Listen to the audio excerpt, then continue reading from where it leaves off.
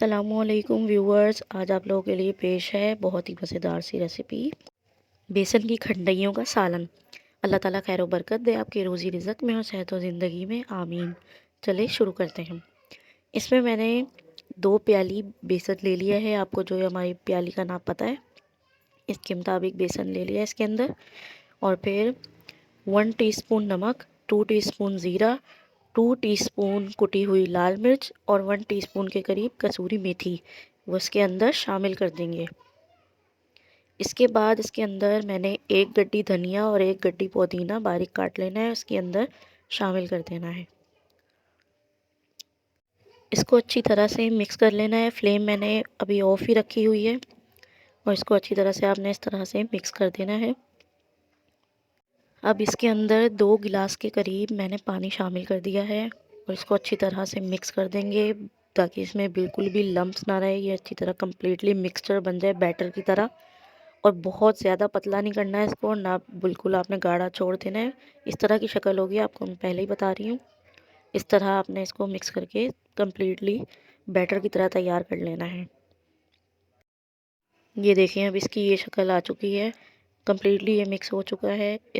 अब इसमें medium flame on कर देंगे, ना तेज़ हो ना हल्की हो। अब आपने इसको पकाना है। इसको आपने चम्मच चलाते रहना है, छोड़ना नहीं है, वरना ये बहुत जल्दी चिपकता है और जलना शुरू हो जाता है।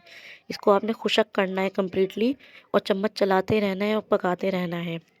फिर जो इसकी शक्ल आएगी आपको दिखाते हैं।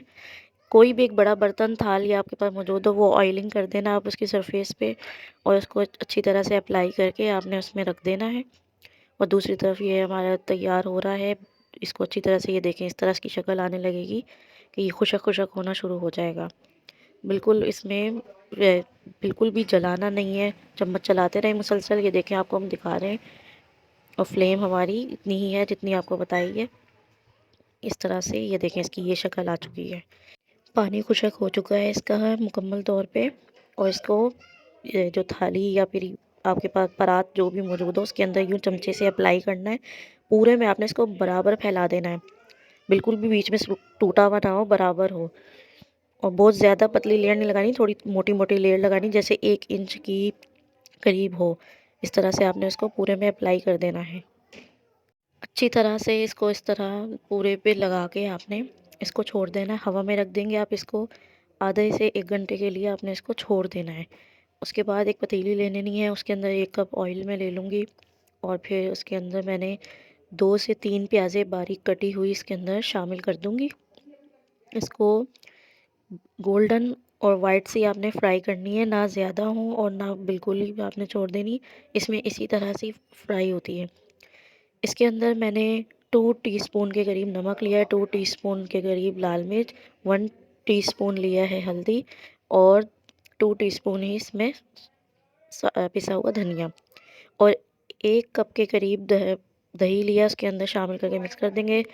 प्याज होते ही 3 टमाटर बारीक कटे हुए इसके अंदर शामिल कर देने हैं। अब आपने इसके अंदर हल्की आंच करके ढक्कन ढक देना है 5 मिनट के लिए, ताकि टमाटर थोड़े से इसके के अंदर गल जाएं। जब तक जो मसाला है जो दही के अंदर मैंने शामिल कर दिया था, उसको अच्छी तरह से मिक्स कर लेंगे। टमाटर इसी के अंदर गल चुके हैं। 5 मिनट बाद ढक्कन खोल के ये देख लें, इसकी ये शक्ल हो जाएगी। और ये प्याज और टमाटरों को आपने पूरे को निकाल लेना है। फ्लेम ऑफ कर दें और इसको आपने निकाल के बारीक पेस्ट बना लेना है कम्प्लीटली। अब इसमें 1 टीस्पून के करीब ज़ीरा शामिल करके इसको हल्का सा फ्राई होने देंगे और जलाना नहीं है बिल्कुल भी।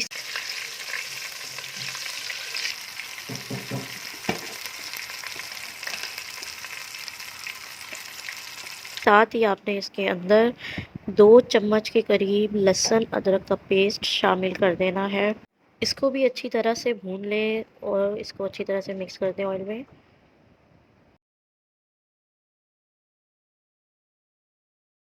अब जो मसाले दही के अंदर मैंने मिक्स कर लिए थे, वो इसके अंदर शामिल कर देंगे और इसको अच्छी तरह से भून लेंगे। जलाना नहीं है इसको भी बिल्कुल भी।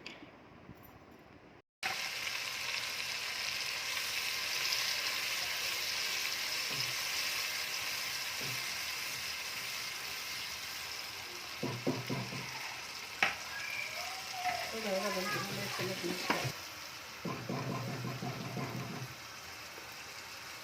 अब इसके अंदर प्याज और टमाटरों का जो पेस्ट बना लिया था वो इसके अंदर शामिल कर देंगे। इसको भी अच्छी तरह से भून लेना है। इसको इसमें मिक्स कर देंगे कम्प्लीटली।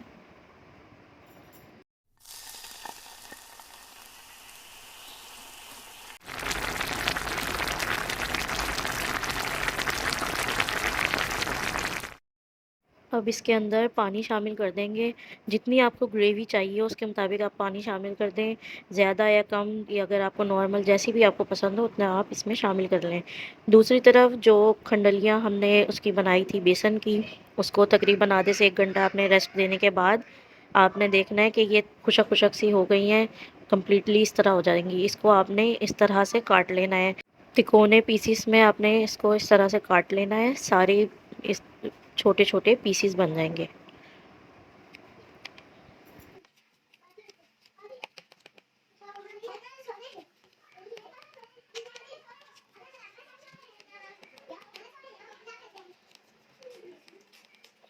बहुत ही आराम आराम से आपने इसको स्लाइस करना है। बहुत ही आराम आराम से आपने इसको प्लेट में निकाल के रखना है। ये टूट जाते हैं, बहुत ध्यान से ये सारे काम करने हैं वरना ये ख़राब हो जाते हैं। इसलिए आपको ये पहले ही गाइड कर रही हूँ। तो ग्रेवी तैयार हो गई है। शोरबा जो बनाया था उसमें उबाल आ गया है। थोड़ी देर उसको पका लिया है। थोड़ा सा हरा धनिया बारीक काट के इसके अंदर गार्निश करेंगे और थोड़ी सी इसके अंदर कसूरी मेथी हाथों से मसल के वो भी इसके अंदर शामिल कर देनी है। अब एक तरफ मैंने ये तवा रख लिया, उसमें थोड़ा सा ऑयल डाल दिया है। उसके ऊपर जो ये हमने खंडलियाँ काटी थी वो उसके ऊपर रख देंगे और उसको हल्का हल्का सा गोल्डन फ्राई करेंगे। और आपने इसको हल्की आंच पे ही करना है, तेज़ आंच पे नहीं करना वरना ये जल जाती हैं। इसको बहुत ध्यान से फ्राई करना है और बहुत ही प्यार से इसको पलटना है वरना ये बिल्कुल टूट जाती हैं। और जैसे ही इसका कलर गोल्डन होगा इसको आपने पलट देना है। दूसरी साइड से भी आपने इसको गोल्डन करना है। और जैसे ही दूसरी साइड गोल्डन हो आपने इसको शोरबे के अंदर एक एक करके मिलाते जाएं।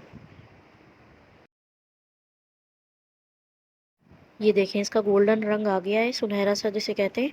बहुत ज़्यादा डार्क ब्राउन या चलाना नहीं है और बिल्कुल कच्चा भी नहीं छोड़ना। इस तरह करेंगे तो इसका बहुत प्यारा ही मज़ेदार सा टेस्ट आएगा। और फिर एक एक करके आपने इसको शोरबे में शामिल कर देना है। इसी के साथ बेसन की खंडइयाँ तैयार हो चुकी हैं। बताइएगा ज़रूर वीडियो आपको कैसी लगी। खुद भी खाएं, अपनी फैमिली को भी खिलाएं। इसे रोटी के साथ सर्व करें। Thanks for watching the video. बताइएगा ज़रूर वीडियो आपको कैसी लगी। दुआओं में याद रखिएगा। मिलते हैं आप सबसे इंशाल्लाह नेक्स्ट वीडियो में। अल्लाह हाफिज़।